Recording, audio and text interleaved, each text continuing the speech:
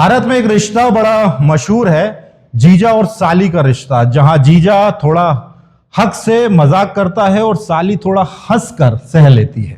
कभी छेड़छाड़, कभी ताने, कभी साली आदि घरवाली वाला मजाक और घर में ठहाके गूंज उठते हैं। लेकिन क्या हो अगर यही मजाक सीमा पार कर जाए?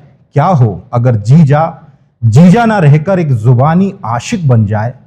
और जब वो आशिक पागलपन में बदल जाए तो क्या वो कातिल भी बन सकता है? आज की सत्य कथा आपको पहले हंसाएगी, फिर चौंकाएगी और आखिर में सन्न कर देगी। तो आइए शुरू करते हैं आज की सत्य कथा, अधेड़ जीजा की कातिल दीवानी।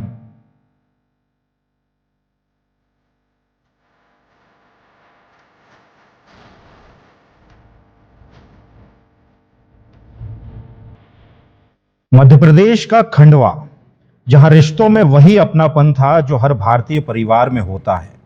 सरिता, घर की सबसे लाडली बेटी, और उसका जीजा लवकुश, जो अक्सर मजाक करता, उसे चिढ़ाता और कहता, अरे साली जी, आप तो हमारी फेवरेट हो। घर में हंसी गूंजती। किसी को क्या पता था कि यह हंसी धीरे धीरे एक खतरनाक खामोशी में बदल रही है।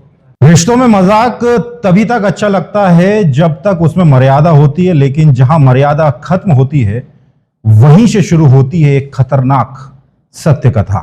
यह सत्य कथा आज की नहीं, करीब 12 साल पुरानी है, जब सरिता महज 18 साल की थी और लवकुश एक शादीशुदा आदमी।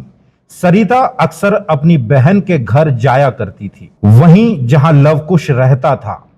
शुरुआत बस हल्के मजाक से हुई, फिर खास ध्यान, फिर नजदीकियां और फिर एक ऐसा रिश्ता जिसे समाज कभी स्वीकार नहीं कर सकता।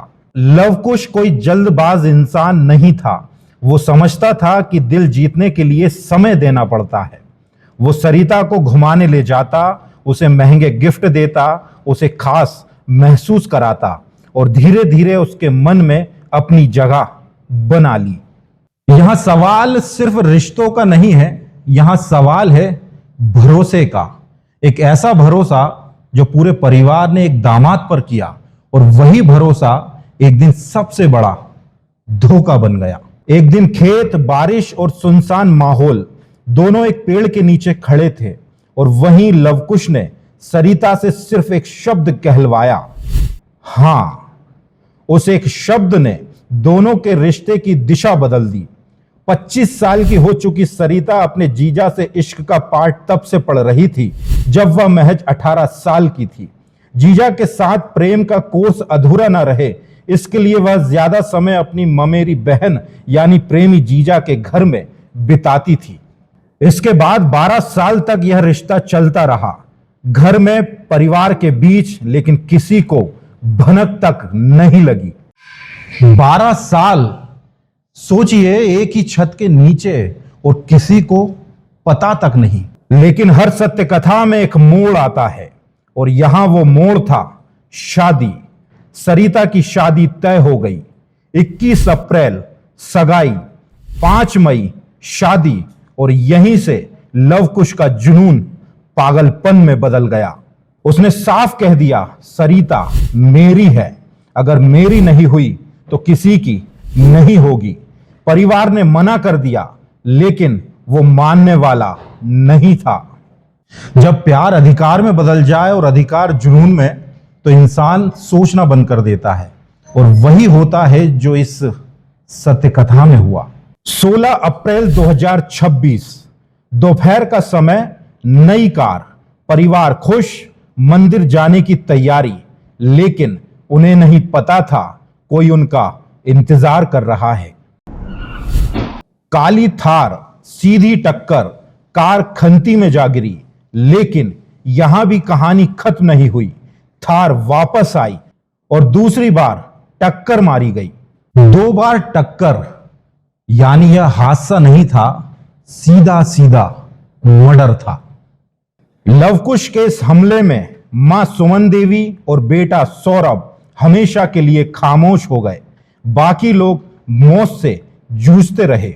वो प्रेम प्रसंग थे, बहन के साथ प्रेम प्रसंग थे, इस वजह से मेरी बहन तो काफ़ी दिनों से तो उनका प्रेम भाव जो भी रहा उनके प्रति, और उसकी शादी अभी तय हो गई थी बाहर, और वो कुंवारी नहीं है, वो भी शादीशुदा है। और हो सकता है उनने जो टक्कर मारी हो पीछे से गाड़ी, हो नहीं सकता, सामने से आते दिखते हम गाड़ी। पुलिस आई, जांच शुरू हुई और फिर गवाहों ने बताया थार ने जानबूझकर टक्कर मारी है। डायल 112 पे एक खबर आई थी कि वहाँ पे एक लड़की है जो मोदी से करीब 10-12 किलोमीटर दूर उसका घर है। वहाँ पे उसके घर वाले उसको बाहर नहीं निकलने दे रहे हैं। इस सूचना पे पुलिस की गाड़ी वहाँ पहुंची थी और वहाँ गए तो पता चला कि वहाँ इस तरह की कोई घटना नहीं है। और लड़की और उसके परिजन अपनी नई बलेनो गाड़ी से, उनको सिंगाजी भी जाना था, तो उन्होंने बोला कि हम थाने की तरफ से जाते हुए हम इस पे अपना बयान भी दे देंगे कि हमारे साथ कोई घटना नहीं है। इसी बीच में पता चला कि उससे पूर्व संबंध मोदी में ही टाइल्स की दुकान करने वाले एक व्यक्ति से था, और उस व्यक्ति को जब ये जानकारी प्राप्त हुई कि वो अपने गांव से वापस आ रहे हैं, अपनी थार गाड़ी से वो गया और गाड़ी से घटनास्थल जहाँ पे है वहाँ पे सीधी टक्कर, ऐसा प्रथम दृष्टया प्रतीत हो रहा है कि लगी थी, और गाड़ी जो बलेनो थी वो गड्ढे में गिर गई, जिसमें उस लड़की की भाई और माँ दोनों की बाद में हॉस्पिटल में डेथ हो गई। इस मामले में पुलिस ने मर्ग जांच करके, और ये एक तरह से संदिग्ध मामला है जिसमें ऐसा प्रतीत हो रहा है प्रथम दृष्टया कि जान से मारने की नीयत से ये घटनाक्रम को अंजाम दिया गया है। आज उसमें हम लोग वैधानिक कार्रवाई भी आरोपी के खिलाफ कर। और फिर सामने आया नाम लव कुश राठौर, जीजा, जिसे घर का सदस्य माना गया, वही घर का कातिल निकला। लव कुश सरिता को खोना नहीं चाहता था और उसने उसे पाने के लिए 2 जिंदगियां खत्म कर दी। पुलिस ने उसे गिरफ्तार किया, सबूत मिले और आखिरकार उसने अपना जुर्म कबूल कर लिया। तो देखा आपने किस तरीके से एक रिश्ता जो हंसी मजाक से शुरू हुआ था वो कैसे खौफनाक अंजाम तक जा पहुंचा, जहां साली आदि घरवाली जैसे हल्के मजाक धीरे धीरे मर्यादा तोड़ते गए और आखिर में एक परिवार बिखर गया। 2 जिंदगियां खत्म हुई और पीछे रह गई सिर्फ चीखें और पछतावा।